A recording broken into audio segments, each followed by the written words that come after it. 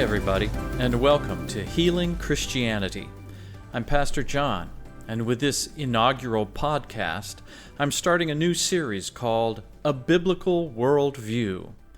This is meant to be a little introduction to the idea of a worldview and what a biblical worldview might look like, what it is, how it works, and what specifically I mean by a biblical worldview.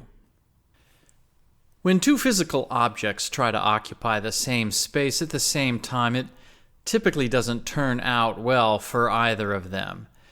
It's the stuff of fantastical disaster films like When Worlds Collide.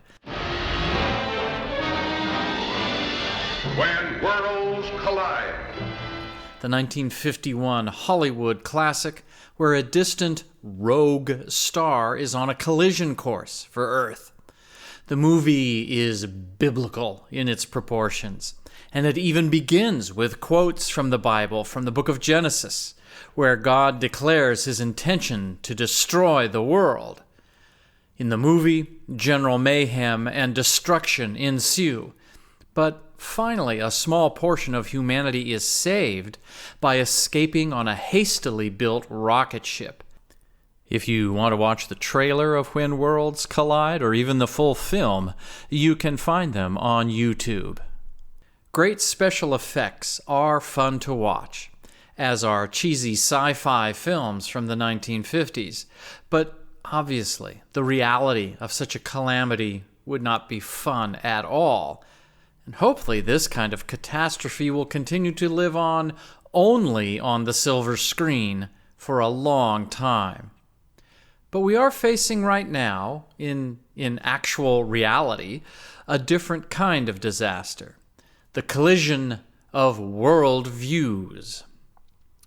A worldview is the collection of underlying beliefs and assumptions about how the world works, which is usually shared across a society. Different cultures around the globe may have different worldviews than the traditional worldview of Western civilization. This might cause conflict, as it sometimes has throughout history. But since two different worldviews don't usually occupy the same space, they aren't automatically at odds with one another. Now, one example of colliding worldviews comes from the Bible, from 1 Kings chapter 18. This is the story about Elijah and the priests of Baal. The Israelites have forsaken the commandments of the Lord and have begun following the Canaanite god Baal. God's prophet Elijah asks them, "How long will you go limping with two different opinions? If the Lord is God, follow him, but if Baal, then follow him." Well, this proclamation of Elijah finally results in a contest between Elijah and the priests of Baal to discover who is more powerful, God or Baal.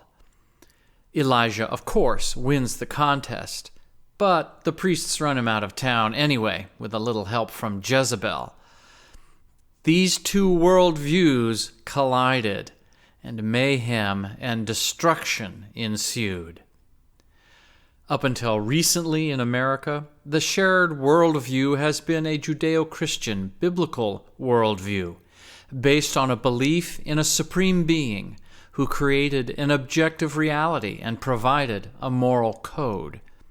Obviously, there's been a lot of variations on how these assumptions have been played out in society over the years, but even non-Christians have assumed the moral and ethical precepts of the biblical worldview simply because they permeated American society. But in the last half of the 20th century, a different worldview has emerged and is gaining some traction. The term most often used for this worldview is postmodernism, and it is based on the assumptions that there is no God. Reality exists in perception only. There is no objective reality. Humanity on its own can create a perfect society. Moral codes are relative, but are typically oriented around opposition to many biblical moral codes. We have ultimately ended up with two worldviews trying to occupy the same space, writing a new script that might well be called When Worldviews Collide. For a while, Christians and other people of faith have tried to accommodate postmodernism, hoping that its utopian goals could be folded into a technique for kingdom building. But just as many of the Israelites were seduced by the followers of Baal, too many Christians have watered down their faith in trying to adjust to a worldview that is ultimately antithetical to the Judeo-Christian biblical worldview. Worldviews have collided, and it's not turning out well. Of course, so many of us who are still attached to the biblical worldview are waiting for our leaders to tell us what to do. God sent Elijah to lead the Israelites out of their collision with Baal. But I wonder if in the aftermath of Christ's resurrection, God might just be saying to us, I showed you what to do in the clearest possible terms. Return to me, and all will be well. After all, those are the words, more or less, God used for the Israelites. In other words, we are all Elijah, imbued with the Holy Spirit, the Spirit of truth, and fully capable of defeating the priests of postmodernism. In the film When Worlds Collide, Earth's population devolves into chaos and anarchy when faced with annihilation. This might seem realistic, particularly since there was no way for most of them to escape the calamity. But I am reminded of the Moravian pietists on board the ship that carried John Wesley to America. In a huge storm, the ship began to founder, and Wesley was terrified. But the Moravians came on deck in the midst of the storm, took hands, and began to sing hymns. In the face of almost certain doom, they trusted God. It was a life-changing event for Wesley, which ultimately turned into a life-changing event for the world. We too need to trust in God as we confront the modern-day priests of Baal, the prophets of postmodernism. Part of that trust is trust in the strength and confidence God granted us through Jesus Christ and the Holy Spirit.